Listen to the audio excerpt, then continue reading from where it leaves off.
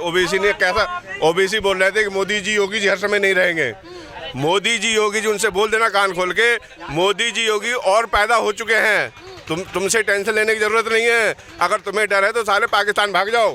वंदे मातरम, भारत माता की जय, मोदी योगी जिंदाबाद। तो वो ये कह रहे थे योगी नहीं है क्या है? वंदे मातरम तुम बोलते, वंदे मातरम हम बोलते हैं, ठीक है, समझ गए?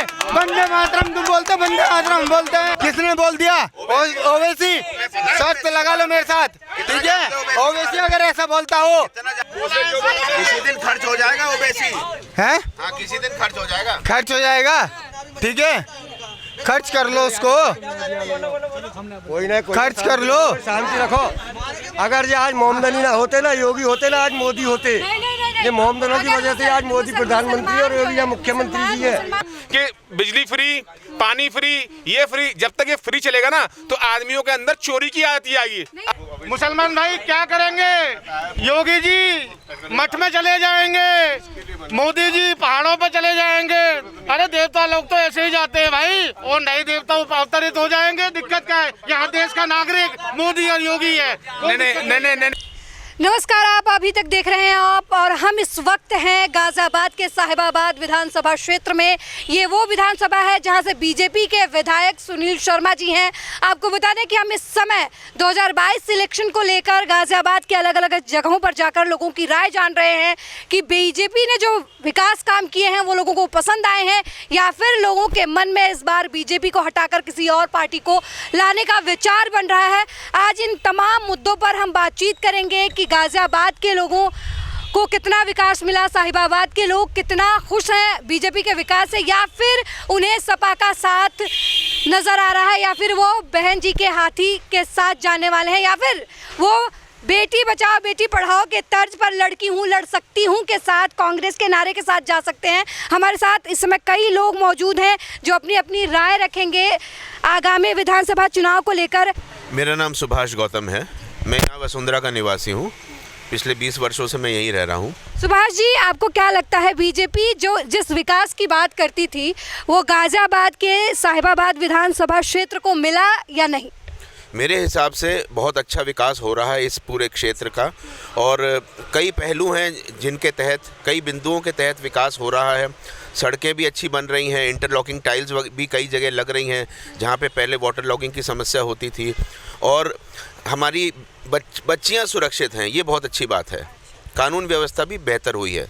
लेकिन सपा के लोग तो कहते हैं कि बीजेपी की पुलिस गुंडा है, गुंडों का सफाया करने की बात करते हैं, लेकिन अब इनकी पुलिस ही गुंडा है और यही लोग अत्याचार करते हैं मिलके, पुलिस वालों के साथ मिलकर ये लोग आम जनता के साथ अत्याचार करते हैं। मैं इस बात से बिल्कुल सहमत नहीं हूँ। आपको क्या लगता है, आप कितना सहमत हैं इनकी बातों से कि बीजेपी की तरफ से विकास कार्य किए गए हैं? मैं भाई साहब की बात से 100% सहमत हूँ। जो हमारे माननीय विधायक सुनील शर्मा जी हैं, उन्होंने बहुत अच्छा काम किया है क्षेत्र में। बस एक थोड़ा सा उनसे हमारा करबद्ध निवेदन है कि जनता के बीच में थोड़ा वो कम रहे हैं, उपस्थिति उनको दर्ज करानी चाहिए थी, उतनी उपस्थिति दर्ज नहीं हुई, लेकिन काम सारे हुए हैं। और जहाँ तक आपने अभी सपा के गुंडे वाली जो बात कही भाई साहब ने जो किया, सपा और बसपा, सपा का मतलब हो गया सपा हो गई सफा। केवल योगी जी आ रहे हैं, और जो गाना चल रहा है ना, जो राम को लाए हैं हम उनको लाएंगे, वो होके रहेगा।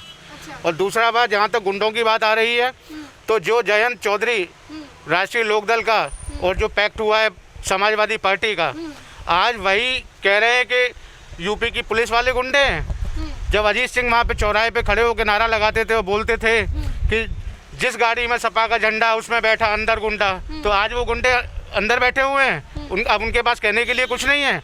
तो भारतीय जनता पार्टी जो काम कर रही है, ये सुशासन है, देश का, प्रदेश का, हर क्षेत्र में काम हो रहा है। चाहे वो शिक्षा का हो, बेटी बचाओ अभियान हो, बेटी पढ़ाओ अभियान हो, चाहे धारा 370 हटाई हो, किसानों के मुद्दे थे वो भी बिल वापस लिए हैं। किसानों का बिल जो है, ये लोग कह रहे हैं कि जो सरकार जो है वो दबाव में, इलेक्शन के दबाव में ये बिल वापस हुआ है। ये जो कानून बना इसे रद्द सरकार ने ऐसा कुछ चुनाव के दबाव में किया। ऐसा कुछ भी नहीं है मैडम, ये कोई दबाव नहीं है, ये तो एक आंतरिक सोच है। ये मुद्दा बनाया गया था, कुछ तत्वों ने बनाया था, कुछ पंजाब के थे, कुछ हरियाणा के थे। कौन सा मुद्दा किसान का जो बिल वापसी का जो मुद्दा बनाया गया था, ये कोई दबाव में नहीं हुआ है। फिर दबाव में आप कह रहे हैं दबाव में नहीं हुआ, फिर किस दबाव में, जब ये गलत नहीं हुआ, सिर्फ दबाव बनाया गया, गलत लोगों को भ्रमित किया गया, तो सरकार एक भ्रम के सामने घुटने टेक रही है, आप मान रहे हैं बीजेपी सरकार? नहीं मैडम, कोई किसी ने घुटने नहीं टेके हैं। ये तो केवल और केवल लोगों को समझाया गया था कि ये किसानों के हित में है, लेकिन उनको समझ में नहीं आई। तो बाद में गवर्नमेंट क्या करेगी? गवर्नमेंट यही कहेगी भैया तुम नहीं करना चाहते हो, तुम गड्ढे में गिरना चाहते हो, गड्ढे में गिरो। इसीलिए वापस ले लिया उन्होंने, नहीं समझ में आ रहा था उनको। किसान जब 700 से ज़्यादा किसान शहीद हो गए, तब गवर्नमेंट को उनकी चिंता हुई कि वो गड्ढे में गिर रहे हैं, उनको भ्रमित किया गया है। क्या आप किसान 700 शहीद हुए हैं? क्या हमारे देश के बॉर्डर पे 70,000 जवान शहीद होते हैं, तब देश कहाँ होता है?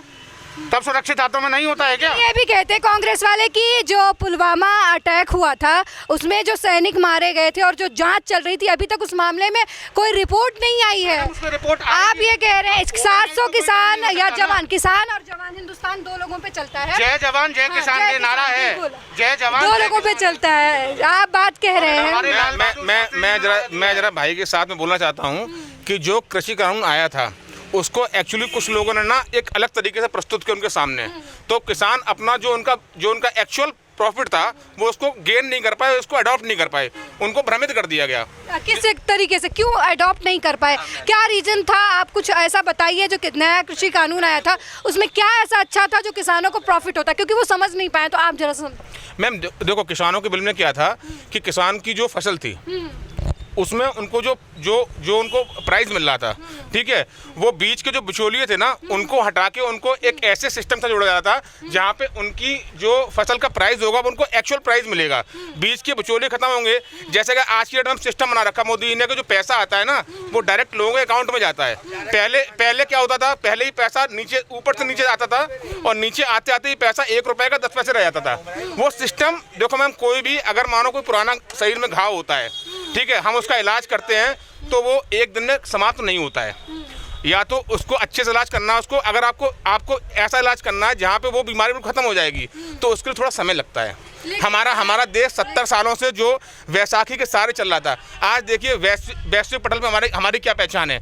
इतनी बड़ी महामारी में आप सोचिए 135 लाख करोड़ लोगों को टीका लगवाया है मोदी जी ने फ्री में। अगर ये कांग्रेस सरकार होती ना, 1500 रुपए का टीका लोग अपने पास से खर्च कर लगवाते हो, विदेशों से ये इम्पोर्ट होता है। नहीं, टीकाकरण की बात करेंगे तो पिछली सरकारों ने बहुत सारे टीके जो है वो लगवाए हैं। बात को मोदी जी ने हर गरीब इंसान को किसी के साथ भेदभाव नहीं किया है, ना मुसलमान देखा है ना हिंदू देखा है। लोग कहते हैं मोदी जी, एक भाजपा ऐसी पार्टी है जो हिंदुओं के बारे में सोचती है, मोदी जी संपूर्ण भारत के बारे में सोचते हैं। सबका साथ, सबका विकास, सबका विश्वास। सवाल आरोप लगाते हैं कि मुसलमानों के साथ अत्याचार हो रहा है। किसी के साथ अत्याचार नहीं हो रहा है, किसी के साथ अत्याचार नहीं है। मैम आप किसी बराबर दिए हैं, आप किसी ऐसे राशन दिया है, सबको बराबर दिया है, सबको दिया मैम, सबको दिया है, कुछ नहीं, सबको मिल रहा है, कोई बात। आप किसी पढ़े लिखे मुसलमान से, एक्चुअली मुसलमानों को कुछ पार्टियों ने ना अपना एक ऐसा मतलब जागीर समझ रखा उनका वोट कि वो वोट हमारा है, सिर्फ इसलिए। देखो भारत हमारे भारत में मोस्टली पीपल्स जो हैं वो हिंदू है, ठीक है। 80% का कानून भी तो वापस लिया गया है, 3 तलाक का कानून भी तो वापस लिया गया है। मुसलमान कर रहे हैं, उन्हें नहीं चाहिए था। नहीं, उनको बहुत जरूरत थी। सारी मुस्लिम महिलाएं खुश है इस बात से। तो आपको क्या लगता है बीजेपी को वोट मिलेगा मुस्लिम महिलाओं का? डेफिनेटली मिलेगा, हर 100% मिलेगा उनको उनका वोट। और कोई यहाँ पे बात हो रही है कि बीजेपी के तमाम बड़े नेता ना खुद बीजेपी का साथ छोड़कर अब सपा में शामिल हो रहे हैं।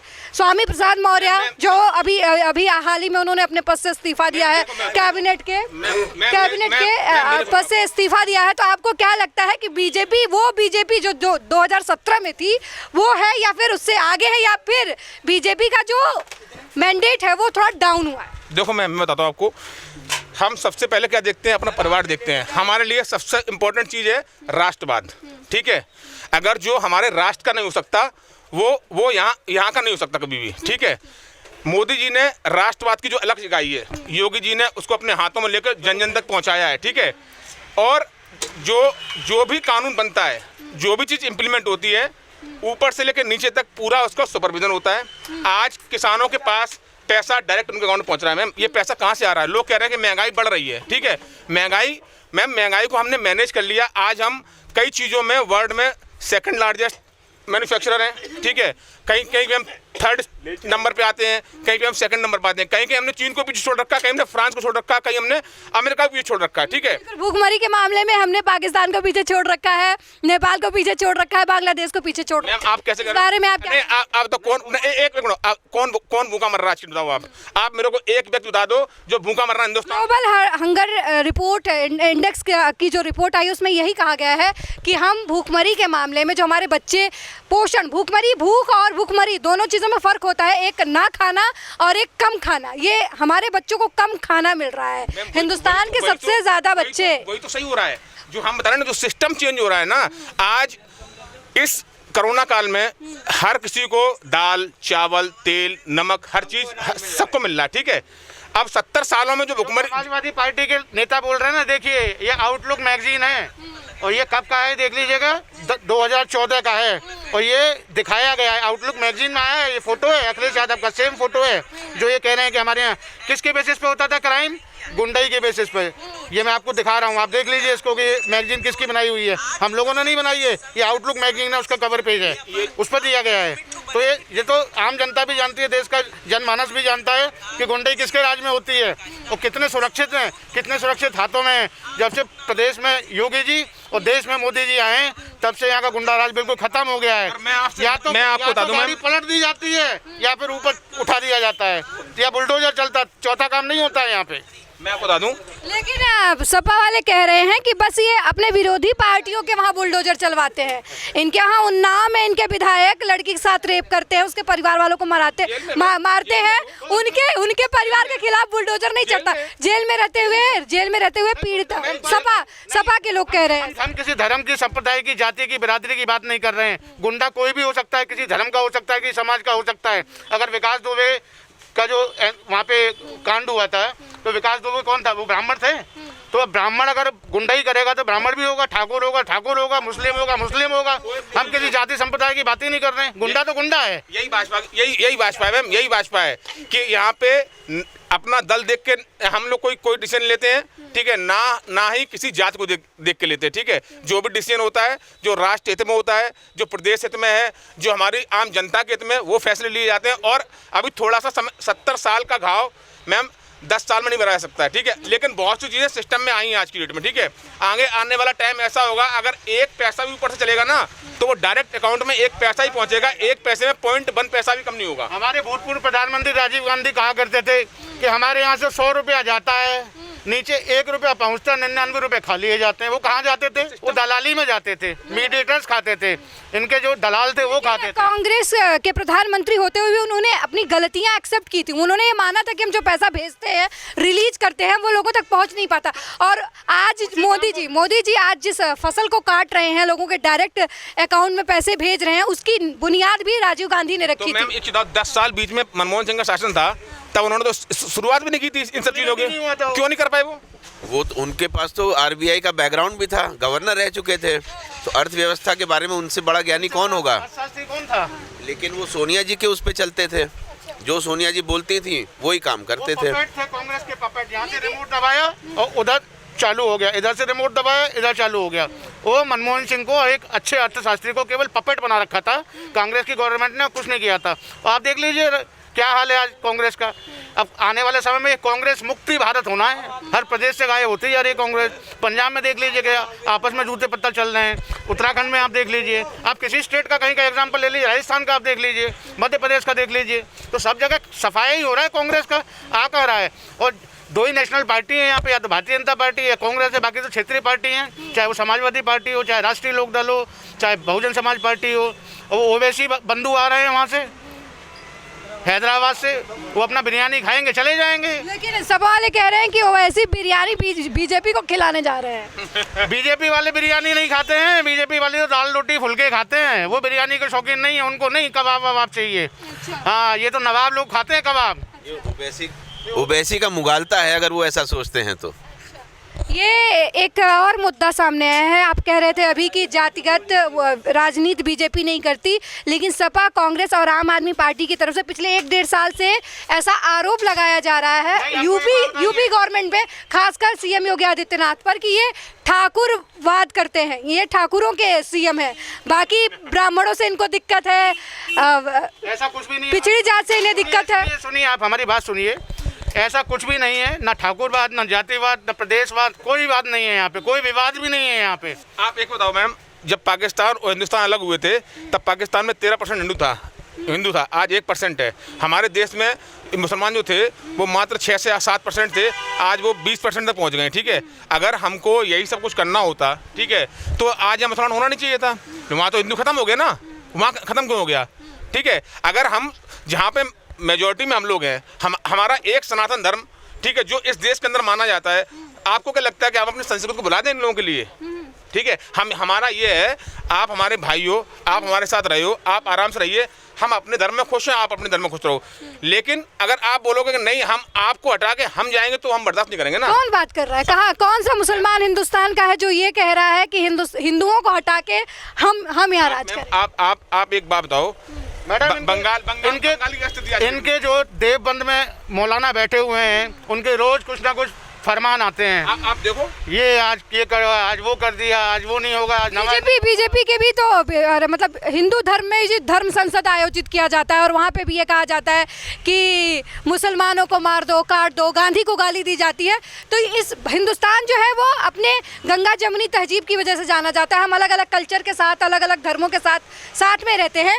तो ये बात कहाँ तक सही है कि हिंदुस्तान को हिंदुत्व मतलब हिंदू राष्ट्र घोषित कर दिया, या फिर जो बीजेपी हिंदू करती है या बाकी जो पार्टियां हैं, अभी फिलहाल जो है वो हवा हर किसी की हिंदू पर चल रही है। लेकिन आपको कहाँ लगता है कि हिंदुस्तान को हिंदू आगे ले जाएगा या मुसलमान आगे ले जाएगा, या हिंदुस्तान को रोजगार की जरूरत है, हिंदुस्तान में एजुकेशन की जरूरत है? सब कुछ हर एक चीज़ की जरूरत है मैडम। आप एक बार बताइए, मैं समाजवादी पार्टी की बात करता हूँ। चलिए, समाजवादी पार्टी कितने साल से यहाँ प्रदेश में शासन किया है? 4 बार इनके मुख्यमंत्री रहे हैं, माननीय मुलायम सिंह जी भी रहे हैं, अखिलेश भी रहे हैं, उनका पूरा परिवार रहा है, पूरा कुनबा उनका रहा है, कांग्रेस रही है, और बसपा बहन मायावती जी भी रही हैं।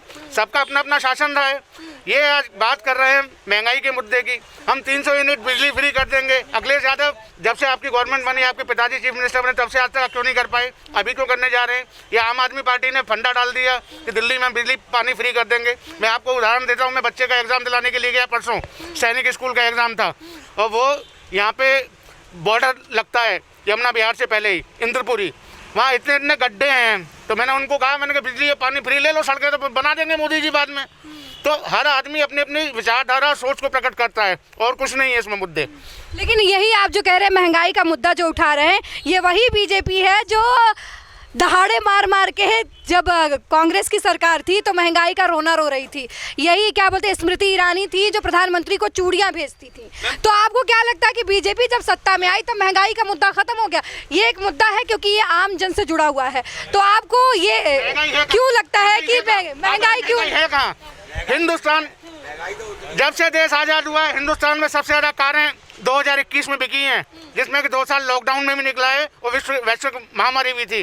तो आप बताइए कहाँ कमी है?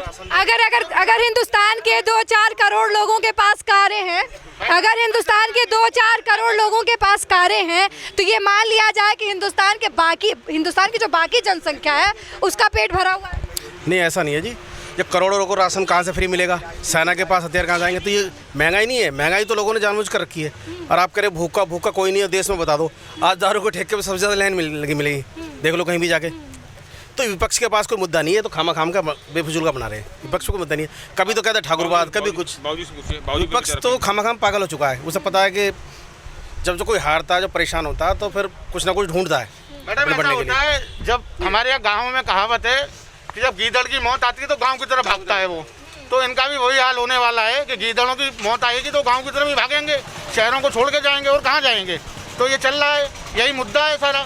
हमारे साथ एक बुजुर्ग भी हैं, इनके पास काफ़ी तजुर्बा होगा, सरकारों का रहा होगा, कई सरकारें इनके सामने आई और गई होंगी।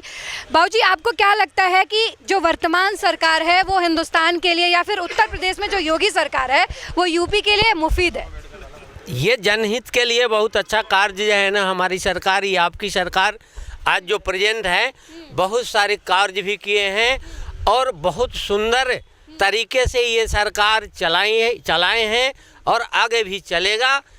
तो मेरे समझ से तो बहुत सारी जो है ना, रोड, रास्ता, पुल, पुलिया या गरीबों के हक में जो कार्य इस सरकार में हुआ है, इससे पहले 70 साल के बीच में नहीं हुआ था और आगे भी अच्छा ही होगा मेरे समझ से। तो सरकार तो विरोधी, हमारे भाई साहब भी कह रहे थे, जब गिद्दर की मौत आती है तो गांव की तरफ ही भागता है, तो विरोधी तक कहीं से कहीं तक नहीं है। लेकिन प्रियंका गांधी कह रही हैं कि यूपी में लड़कियां सुरक्षित नहीं हैं। आपको क्या लगता है, उत्तर प्रदेश में बेटियां सुरक्षित हैं कि नहीं? ये प्रियंका गांधी आंख पर पट्टी बांधी हुई हैं। आज से सपा की सरकार हो, मायावती जी की सरकार हो या कांग्रेस की सरकार हो, गुंडे राज था, गुंडागर्दी से सारे कार्य हो रहे थे। आज तो हमारी बहू बेटियां अंधेरे में भी निकल रही हैं, किसी की क्षमता नहीं है जो हमारे बहू बेटियों को छेड़ दे। तो इससे बढ़िया स्थिति कब होगी? ना तो सरकार मतलब हमारे क्या कहते हैं कांग्रेस के सरकार में था, न अन्य सरकार में था। आज तो गुंडों तो अपना जो है ना कि तो अंदर है या ना तो यहाँ से फरार है। गुंडों का कार्य यहाँ जो है ना तो ख़त्म है। लेकिन अखिलेश यादव कह रहे थे कि गुंडों को का सफाया नहीं कर रहे, इनकी पुलिस ही गुंडा हो गई है। होटल गोरखपुर के होटल में घुस के मार देती है, लखनऊ में एक मैनेजर को मार देती है गोली, और उन्नाव में लड़कियों के साथ रेप होता है, पुलिस वाले लड़की की बॉडी जला देते हैं। जब अखिलेश जी के सरकार था तो जो कार्य हुआ था, यहीं से हम लोग भी एक पब्लिक जनता हैं, अखिलेश जी के भी सरकार में देखे हैं, मायावती जी के भी और मुलायम सिंह जी के भी रीजन में। तो हम लोगों का उम्र भी हो रहा है 60 पार, कुछ अनुभव भी है। तब जब गुंडों के गुंडागर्दी नहीं चल रहा है और बुलडोजर चल रही है और उनको जो है ना तमाम कार्यों में हथकंडे लग रहे हैं, तो गुंडा तो बाप चिचियाइबे करेंगे। तो वो तो गुंडा के सरदारे हैं, तो फिर कहने की क्या बात है। यहाँ गुंडागर्दी थी। आज अखिलेश यादव कह रहे हैं कि मंदिर तो हम भी बना सकते थे। ये वही अखिलेश यादव है जिनके पिताजी ने कार सेवकों पे लाठियां चलवाई थी, गोलियां चलवाई थी। इतना कार सेवक मरा था, उसका हिसाब कौन देगा? आप किसानों को 700 को तो आप याद कर रहे हो, हमारे हजारों कार सेवक वहाँ पे मर गए थे जो अपनी बलि दे गए थे। किसके लिए त्याग था? वो राम मंदिर के लिए त्याग था। तो ये मोदी जी, योगी जी आए तो जो कार्य इन्होंने अपने एजेंडे में दिए थे वो सारे पूरे हो रहे हैं एक के बाद एक। हटाना था, हटा दिया। ऐसा गया जैसे गधे के सर पर से सींग चला जाता है। 3 तलाक का मुद्दा था, हट गया। राम मंदिर बन गया, काशी विश्वनाथ कॉरिडोर बन गया। अब मथुरा की बारी है। अब देखिए 5 साल में। आपको क्या लगता है, उत्तर प्रदेश की जनता जो है वो सिर्फ धारा 370 से खुश हो जाती है, राम मंदिर से खुश हो जाती है, या फिर आप उसे मथुरा में भगवान कृष्ण जन्मभूमि पर मतलब बाके बिहारी के लिए मंदिर बनवाने से यूपी की जो जनता है उसका पेट भर जाएगा? यूपी के जो युवक हैं वो मंदिर में पूजा करके उनको रोजगार मिल जाएगा? कुछ रोजगार के लिए भी तो सरकार को होना चाहिए। आपको ऐसा नहीं लगता कि चाहे वो बीजेपी हो, सपा हो या फिर कोई भी पार्टी हो, सभी पार्टियों का मुद्दा जो है वो मंदिर मस्जिद तक रह गया है? ये तो श्रद्धा का भाव है हम सभी के लिए। मैं हिंदू हूँ तो मुझे मंदिर चाहिए, कोई मुसलमान है तो उसे मस्जिद चाहिए, लेकिन इसके आगे सबसे पहले हमें रोटी चाहिए। हमारे रोटी का बंदोबस्त होना चाहिए। हमारे जो लड़के जो हैं बेरोजगार हैं, उन्हें रोजगार मिलना चाहिए। तो आपको क्यों नहीं लगता कि मतलब यूपी की राजनीति में सिर्फ हमेशा मंदिर और मस्जिद की ही लड़ाई क्यों लाना चाहते हैं सारी राजनीतिक पार्टियां? मैं बीजेपी की बात नहीं कर रही, क्योंकि बीजेपी पहले ही राम मंदिर के लिए काफ़ी कुछ लड़ाइयाँ लड़ी हैं उसने, और उसका परिणाम भी जनता को मिल रहा है। जैसा दिख रहा है कि राम मंदिर बन रहा है, चाहे वो सुप्रीम कोर्ट के हस्तक्षेप से बन रहा हो या फिर कोई और रीजन हो। लेकिन अब बाकी दूसरी पार्टियां भी सिर्फ राजनीति जो है वो सिर्फ धर्म से जुड़ा हुआ क्यों हो गया है? क्योंकि बाकी पार्टियां जो थी पहले सेकुलर होने का दावा करती थी। खुद कांग्रेस कभी भी हिंदू और मुसलमान की बात नहीं करती। हाँ, मुसलमान की बात करती थी लेकिन कभी वो हिंदू की बात नहीं करती थी। लेकिन अब राहुल गांधी अपने हर भाषण में हिंदुत्व की बात करते हैं। सपा के अखिलेश यादव हैं, वो तो ये कहते हैं कि अब तो कान्हा उनके सपने में आ रहे हैं और उन्हें सरकार बनाने का आशीर्वाद दे रहे हैं। तो ये मुद्दा रोजगार का, शिक्षा का, एजुकेशन का, हेल्थ की बात करेंगे तो अभी हमारे नीति आयोग की तरफ से रिपोर्ट जारी किया गया था जिसमें यह कहा गया कि यूपी जो है स्वास्थ्य के मामले में फिसड्डी राज्यों में है। अरे बिहार भी हमसे बेहतर है। नहीं, नीति आयोग की मैं रिपोर्ट बता रही हूँ। अभी बिहार भी हमसे देखिए कुछ चीजें नीति आयोग का है, आप देखिएगा नीति आयोग की तरफ से कहा गया है कि ये सब नीति आयोग की रिपोर्ट जो है ना, नीति आयोग किसके अंडर में काम है? अध्यक्ष आपके प्रधानमंत्री मोदी। मैं ये नहीं कह रही हूँ कि बीजेपी का एजेंडा गलत है चाहे किसी और, मैं सबके एजेंडे की बात कर रही हूँ कि यूपी के लोगों को ऐसा क्यों नहीं लगता कि उनकी जो राजनीतिक पार्टियां हैं वो रोजगार की मुद्दे पे बात करें, क्योंकि हम शिक्षा की बात करें, स्वास्थ्य की बात करें, क्योंकि हम सभी के लिए, हमारे आपके सबके बच्चे, चाहे हमारी उम्र हो गई है, हमारे अब बच्चे आएंगे, एजुकेशन हेल्थ का जो मुद्दा है वो सभी लोग पीछे छोड़ रहे हैं। रोजगार जो सरकार बना सकती है, ठीक है, जो बनते हैं वो निकलते भी हैं और लोग उसको अप्लाई भी करते हैं और लोगों को सिलेक्शन भी होता है। लेकिन आज की डेट में मैं ये कहता हूँ, अगर कोई व्यक्ति जो सक्षम है काम करने में, ठीक है, अगर वो ये सोच ले कि मुझे जिसका परिवार है, जिसको अपना परिवार चलाना है, चाहे वो कोई भी व्यक्ति हो, अगर वो सुबह ये सोच के साथ निकलेगा कि मेरे को घर को शाम को 200 रुपये कमा के लेके आने हैं, ठीक है, वो कुछ भी कर सकता है, मेहनत कर सकता है, ठीक है, वो चोरी भी कर सकता है, डाका भी डाल सकता है, और चोरी कब करेगा? कब करेगा? जो आपने बोला था ना कि बिजली फ्री, पानी फ्री, ये फ्री, जब तक ये फ्री चलेगा ना तो आदमियों के अंदर चोरी की आदत ही आएगी। आप समझो बात को कि मतलब हमारी चीज फ्री कर दें, ये देश कैसे चलेगा फ्री करने से? कोई सरकार चला सकती? आप कोई भी व्यक्ति जो ये कहता, आपके परिवार में, परिवार की बात करते हैं, जो देश होता है ना, एक परिवार से बहुत अच्छे तरीके से समझ लेंगे, क्योंकि जो प्रधानमंत्री होता है वो पूरे भारत की जिम्मेदारी उसके ऊपर होती है, जो रक्षा मंत्री है वो पूरे भारत की सुरक्षा की जिम्मेदारी लेके चलता है। तो जैसे एक परिवार है, एक बाप जब कमाता है ना तो अपने छोटे बच्चों से नहीं कहता है कि तुम भी कमा के लेके आओ। परिवार में जो जितना सक्षम है उसके हिसाब से, लेकिन वो सबकी जरूरतें पूरी करता है, वो जरूरतें पूरी करता है। तो जब आप अपने बच्चे को पढ़ाएंगे नहीं, आप अपने बच्चे को पढ़ाएंगे, अगर मेरा बच्चा 20 साल का हो जाएगा और मैं असमर्थ हूँ कमाने में, तो क्या मैं उससे नहीं बोलूंगा 20 साल? बिल्कुल नहीं, सरकार असमर्थ नहीं होती है, सरकार असमर्थ नहीं होती है, सरकार हमसे टैक्स लेती है, हम हर सामान पे टैक्स पे करते हैं। कितने परसेंट टैक्स लोग सब आप नमक खरीदते हैं, अंग्रेजों के जमाने में टैक्स को लेके आंदोलन हो गया था। नहीं, हम जब भी कोई सामान खरीदते हैं, नहीं, ये जिम्मेदारी सरकार की है। अगर हिंदुस्तान में जिम्मेदारी सरकार की है रोजगार देना, जिम्मेदारी सरकार की है कि आप बताइए कितने आप, हम, कोई और है, कितने लोग जो हैं वो सरकारी स्कूल में अपने बच्चों को भेजते हैं? हम में, आप में से कोई भेजना चाहते हैं सरकारी हमारे प्राइमरी स्कूल में भेजेंगे आप अपने बच्चे को? नहीं भेज रहे, क्योंकि जो जिम्मेदारी सरकार की है स्कूलों में टीचर रखने की, उसकी व्यवस्था सही रखने की, वो लोग नहीं रख रहे हैं। ये बात सिर्फ बीजेपी की नहीं है, ये बात कांग्रेस के समय से चली आ रही है, बात सपा के समय से चली आ रही है। तो मुद्दा अगर रोजगार का, शिक्षा का, यूपी के लोगों को क्यों नहीं दिखता? क्योंकि वो हमारे बच्चों का भविष्य है। या हमारे बच्चे अगर अस्पताल में, हम कितने लोग जाते हैं सरकारी अस्पताल में? 20 साल के बाद, एक मिनट को, 20 साल के बाद भारतीय जनता पार्टी की सरकार आती है, उत्तर प्रदेश में रोजगार खत्म हो जाते हैं, ठीक है। उससे पहले हमारे ये भाई साहब थे ना, ये स्टेशन मास्टर थे सपा सरकार में, ठीक है। मैं जो था, मैं SDM इटावा था मैं, ठीक है। और अब सरकार चेंज हो गई है तो रोजगार खत्म हो गए हैं। नहीं, आप ये बता बोले कि आपने सारा सब कुछ भाजपा को डाल दिया। नहीं, भाजपा नहीं, सपा भी जिम्मेदार है, कांग्रेस भी उतनी ही जिम्मेदार है। लेकिन मेरे कहने का मतलब ये है कि यूपी के लोगों की नींद कब खुलेगी, चाहे वो बीजेपी वाले हो, सपा वाले हो। जब भी आपके वहाँ कोई मंदिर का मुद्दा लेके आता है, नींद खुल चुकी है, आ रहे हैं भगवाधारी, नींद खुल चुकी है, टेंशन मत लीजिए। अब जो सपने देख रहे हैं ना 2022 के, अब उनसे कहते 2027 तक हो गया है। अभी 2027 आप मान रहे हैं कि 2027 में, आप मान रहे हैं कि 2027 में बीजेपी जा रही है? नहीं, बीजेपी जाएगी कहाँ?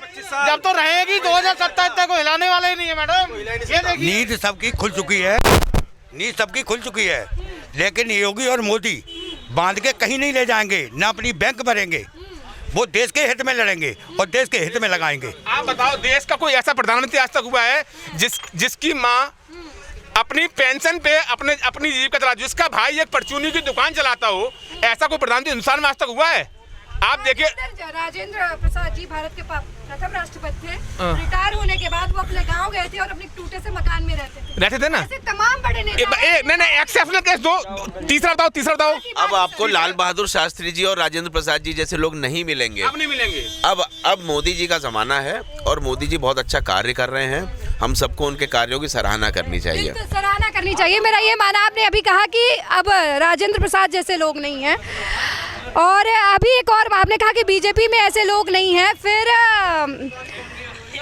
आशीष अजय कुमार टेनी किसानों के उनका बेटा किसानों पर गाड़ी चलाता है, तो फिर अगर गुंडों के ऊपर कार्रवाई की जाती है बीजेपी की तरफ से, बीजेपी की सरकार जब यहाँ खड़े होकर बात कर रहे हो, हाँ नहीं कोई बात नहीं कर देता, और सरकार होती कोई भी, खाली बीजेपी को छोड़ के।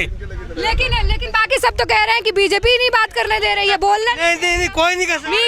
मीडिया को खरीद चुकी है, नहीं ऐसा कुछ। मैं ये कह रहा हूँ कि एक चीज़ बताइए आप, जनसंख्या इतनी तेजी से बढ़ रही है, कोई भी सरकार केवल भाजपा को बीजेपी को छोड़ के इसके विरोध में कोई बात करती है? इतनी जनसंख्या बढ़ेगी, नौकरी कहाँ से आएगी बताइए आप मुझे। ये सब नियंत्रण बिल क्यों नहीं पेश किया जाता बीजेपी की तरफ? कोई और नहीं, बीजेपी तो बोलती है, लेकिन कोई और इसके अलावा पार्टी बोलती है? ये बताइए आप मुझे। हाँ, तो बीजेपी इसीलिए तो लोग आप बीजेपी को पसंद कर रहे हैं, शायद इसी वजह से पसंद कर रहे हैं ना। आप बीजेपी को पसंद कर रहे हैं, अगर सत्ता में बीजेपी है अगर, तो जवाबदेही भी उसी की है, और आप पसंद कर रहे हैं तभी सत्ता में बीजेपी लाती है, और कोई सी पार्टी और सब राजनीति करने से मतलब है। केवल जो सही बात काम करती है, सही काम कर रही है, और जो सही बात कर रही है केवल बीजेपी करती है सारे मुद्दों पे, धारा 370 हो कोई भी हो। अब जनसंख्या नियंत्रण भी आया था, अगर ये किसान आंदोलन नहीं होता तो नहीं, बाकी सारे बिल तो पेश हो रहे हैं ना, तो फिर जनसंख्या नियंत्रण बिल लाने में क्या दिक्कत है? हमारा एक मिनट आप मेरे को बता दो, आप जवाब दो, आप समाजवादी पार्टी में भी आप काम करते होगे, ठीक है, आप भाजपा में कर रहे हो, आप अपने हृदय से पूछो क्या आपको आज की सरकार अच्छी लगती है, क्या आपको पहले की सरकार अच्छी लगती है? आप बता दो किसकी अच्छी लगती है, हम मान लेंगे। नहीं मैम, तो वो सरकार भी मेरे लिए अच्छी नहीं थी, अगर वो जनहित में काम नहीं कर रही है, अगर वो अच्छे फैसले ले रही है, नहीं उनसे मैं ये कहती हूँ, सुनिए बीजेपी ने भी बहुत सारे अच्छे काम किए, ऐसा नहीं है कि उसने काम नहीं किया है, क्योंकि जब भी कोई सरकार आती है बिना काम किए हमारा जो देश है ना, वो आगे नहीं जा रहा है, काम हो रहे हैं, लेकिन हमारे कहने का मतलब है जवाबदेही आपकी तय हो जाती है अगर आप सरकार में हैं। भ्रष्टाचार कम नहीं हुआ सरकार में, भारतीय जनता पार्टी की सरकार में भ्रष्टाचार कम नहीं हुआ? आप बताओ, पूरे प्रदेश में एक दंगा नहीं हुआ, ये छोटा अचीवमेंट नहीं मैम। आप बताओ, पूरे प्रदेश में दे दिए, दो एम्स दे दिए, शिक्षा देखो स्वास्थ्य, शिक्षा, रोजगार, इन पे काम हो रहा है। जैसा कि मैंने अपने पहले वक्तव्य में बोला था कि ये बीमारी इतनी बड़ी है, इसके लिए अभी 1 से 2 टेन्योर तो मुझे मोदी जी की चाहिए एज ए प्रधानमंत्री, और इसको पूर्णतः सही होने के लिए मुझे मोदी जी के बाद योगी जी जैसे नेतृत्व के 10 से 15 साल और चाहिए, तब आपको समझ में आएगा कि हम विश्व में कहाँ पहुँच चुके हैं। ठीक है, चीज़ें इम्प्लीमेंट, कोई भी स्ट्रेटजी बनती है, ठीक है, एक तो स्ट्रेटजी बनने में टाइम लगता है, हमारा देश छोटा देश नहीं है, ठीक है, हम इतने लोगों के लिए कोई चीज़ बनाते हैं, उसको बनाना, उसको इम्प्लीमेंट करना, उसको धरातल पे उसको चलाना, ठीक है, हम एक परिवार में जब हमारे परिवार में एक शादी होती है तो हम 1 साल पहले तैयारी करते हैं कि भाई हमें ये होटल करना है, हमें वो करना है, ये तो पूरा देश है। मैडम, अभी तो इन्होंने बोलना चालू किया है हर बिरादरी पे, हर पार्टी वाले, आगे ये काम भी करेंगे देखना, क्योंकि मोदी जी ऐसा करवा देंगे, इनको अपना काम खुद करना पड़ेगा। क्योंकि ये सत्ता में बैठ जाते थे और कहते थे प्रशासन से भाई इतने पैसे लाओ, ठेके जो उठते थे इनके छूटते थे, ये सारी ठेकेदारी खत्म हो जाएगी, इनको बाहर निकल के काम करना पड़ेगा। ये जनता के प्रतिनिधि बन के काम करेंगे, ना कि जनता के मालिक बन के धमकाते हैं कि किधर भपकी देते हैं कि मैं ऐसा कर दूंगा, मैं ऐसा कर दूंगा। आज ओबीसी ने कैसा, ओबीसी बोल रहे थे कि मोदी जी योगी जी हर समय नहीं रहेंगे, मोदी जी योगी जी, उनसे बोल देना कान खोल के, मोदी जी योगी और पैदा हो चुके हैं, तुमसे टेंशन लेने की जरूरत नहीं है। अगर तुम्हें डर है तो सारे पाकिस्तान भाग जाओ और चिंता मत करो यहाँ पे, उसके लिए मोदी जी योगी हम हैं, हम सब हैं। वंदे मातरम, भारत माता की जय, मोदी योगी जिंदाबाद। मुसलमान भाई क्या करेंगे, योगी जी मठ में चले जाएंगे, मोदी जी पहाड़ों पर चले जाएंगे, अरे देवता लोग तो ऐसे ही जाते हैं भाई, और नए देवता अवतरित हो जाएंगे, दिक्कत क्या है, यहाँ देश का नागरिक मोदी और योगी है। नहीं, तो वो ये कह रहे थे ऐसे नहीं है क्या है, वंदे मातरम तुम बोलते, वंदे मातरम हम बोलते हैं, ठीक है, समझ गए, वंदे मातरम तुम बोलते, वंदे मातरम हम बोलते हैं। हिंदुत्व सुनो, हिंदुत्व जो है ना वो तुम्हारे लिए, ठीक है, मुस्लिम हम मुस्लिम हैं, ठीक है। अरे अब्दुल हमीद भी मुसलमान था, अब्दुल नहीं तुमने ऐसे नहीं ये शब्द क्यों बोला कि नहीं तुमने नहीं क्यों ऐसा बोला था? क्यों के विरोध किसने बोल दिया? ओवैसी शर्त लगा लो मेरे साथ, ठीक है। ओवैसी अगर ऐसा बोलता हो, ठीक है। ओवैसी के भाई, ओवैसी के छोटे भाई हैं, उन्होंने कहा कि अगर हमें 2 घंटे के लिए छूट दे दी जाए तो हम बताते हैं, रुकिए, हम बताते हैं कि जो बाकी उसकी 2 घंटे 25 करोड़ मुसलमान क्या करते हैं। क्या कहा, उसको छोड़ो, ठीक है। आप कह रहे हो ना, कहने का 25 करोड़ मुस्लिम क्या कर सकते हैं, ठीक है। 25 करोड़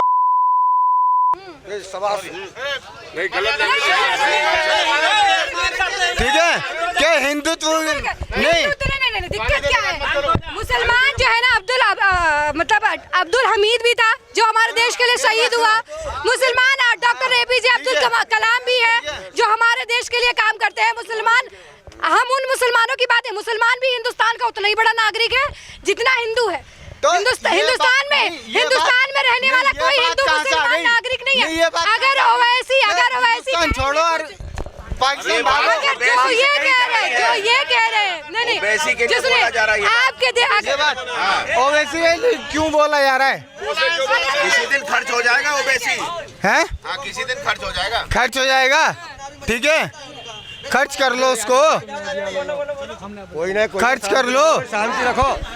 अगर ये आज मोहम्मद अली ना होते ना, योगी होते ना, आज मोदी होते।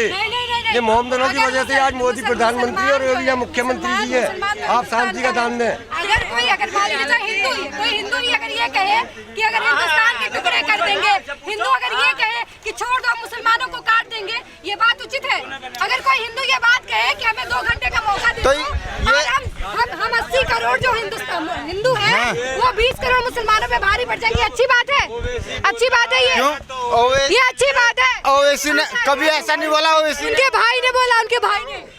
ये गलत बात है कि नहीं गलत बात है? हिंदू मुसलमान है, ये राजनीति है। सुनो, ये राजनीति है। सरकार को कार्रवाई करनी चाहिए, ना कि जनता से इतनी मगज नहीं, ये राजनीति है, ये सब कहने की बात है। ऐसी भी राजनीति कर रहे हैं, वैसी भी राजनीति। ओवैसी जी छोड़ो, ये जो आप बोल रहे हो ना, ठीक है, ये राजनीति है। ये जो कहा जा रहा है ना तो ओवैसी ने कभी ऐसा बोला, ना ओवैसी के भाई ने बोला। ओवैसी के भाई ने बोला, स्टेटमेंट है, वीडियो है हमारे। अरे सुनो, अगर ऐसी बात है ना, ये आतंकवाद के पैदा लेने वाले, करवाने वाले, ये आतंकवादी हर जगह बम फूट रहा है, कहीं गोली चल रहा है, कहीं AK-47 चल रहा है। ये कौन है, कहाँ का है? क्यों कश्मीर में क्यों गोली चल रही है? नहीं, कश्मीर में क्यों, कहाँ से चलता है? सारे क्या नाम के सारे पंडित हैं वहाँ। वो पैदा जो लिया है ना, आज जो पैदा लेकर के खुरपात मचा रहा है, उस पर बोला है जे अगर अपना कश्मीर चाहिए, पंडित गोलियां चला रहे हैं, ठीक है। पंडित क्या नाम के गोली चला रहे हैं, पंडित क्या नाम के वहाँ बम फोड़ रहे हैं। हाँ, कश्मीर में आज के लिए पत्थर बाजे बोनट पे, अब उन्हें बोनट पे बांध के अगर ले आया जा रहा है, पंडित है, क्यों दर्द हो रहा है भाई? हाँ, जब वहाँ पे पत्थर मार रहे हो, तुम्हें 500-500 रुपए पत्थर मारने के मिल रहे हैं, तब इन्हें तकलीफ नहीं हो रही थी। आज वहाँ पे तकलीफ हो गई है। पिकनिक मना रहे हो, धरना जीबी पर बैठ कर पिकनिक मना रहे हो, कहीं मुर्गा बन रहा है, कहीं बकरा बन रहा है, कभी मिठाई बन रहा है। ये कहाँ से? आप 500-500 रुपया, 1000-1000 रुपया में जेब में धार करके आज है ना धरना जीबी बन रहे हो। कह रहे हैं ना, किसानों के पास भी अगर किसान का ऑडी से चल रहा है, पैसा चल रहा है, मुर्गा खा रहे हैं, अगर पिज्जा खा रहे हैं, तो क्या दिक्कत है? किसानों के पास पैसे हैं तो मैडम फंडिंग हो रही है ना, फंडिंग कहाँ से आ रही है? फंडिंग अरबों रुपया के फंडिंग आ रही है, तो वो कहाँ से देना होगा? अभी तो काजू बादाम चल रहे हैं टेंटों में, AC लगा के, वहाँ मुर्गे बन रहे हैं, वहाँ जमातें चल रही हैं। और जो असली किसान आज भी खेतों में काम कर रहे हैं। नकली किसानों से हार गई बीजेपी सरकार और कानून वापस ले। हारी नहीं है, हारी कोई नहीं है। इन्होंने सुझाव दिया था, उस सुझाव को उन्होंने कह दिया। आगे भी उन्होंने बोला है कि अगर ऐसी कोई कार्रवाई होगी तो उनको वापस लाया जाएगा, अगर आपको सहमति होंगे तो लागू कर दिया जाएगा, नहीं तो हारा नहीं है। और कोई अगर हमारे माँ बाप अगर 2 बच्चे हैं, दोनों बच्चों को समझा रहा है कि बेटा ऐसा नहीं ऐसा करो, अगर उनको लग रहा है तो अच्छा ठीक कार्रवाई करो भाई, नहीं होगा तो फिर हम यही लागू कर देंगे, उसमें क्या दिक्कत है? 4 बच्चे होते हैं, 3 बच्चे विचारधारा के होते हैं, एक ही लाइन पे चलते हैं, चौथा नहीं चलता है। बिल्कुल अलग अलग विचारधारा के लोग हैं यहाँ पे। और साहिबाबाद विधान विधानसभा क्षेत्र में हम इस समय हैं और सुनील शर्मा यहाँ से बीजेपी के विधायक हैं और यहाँ आम जनता की राय हमने जानी और लोगों ने अपने मन की बात कही कि उन्हें कौन सी पार्टी पसंद आ रही है। हालांकि कुछ मुद्दा गर्म भी हो गया था, लेकिन बहस तो हमेशा चलती रहती है कौन सही कौन गलत की, और चुनाव को लेकर लगातार कवरेज जो है आप अभी तक की जारी रहेगी। आप देखते रहिए, हम गाजियाबाद के अलग अलग इलाकों के बारे में बताएंगे कि वहाँ की जनता चुनाव को लेकर क्या सोच रही है, किस राजनीतिक पार्टी से खुश है, किससे नाराज है। हमारे साथ बने रहिए।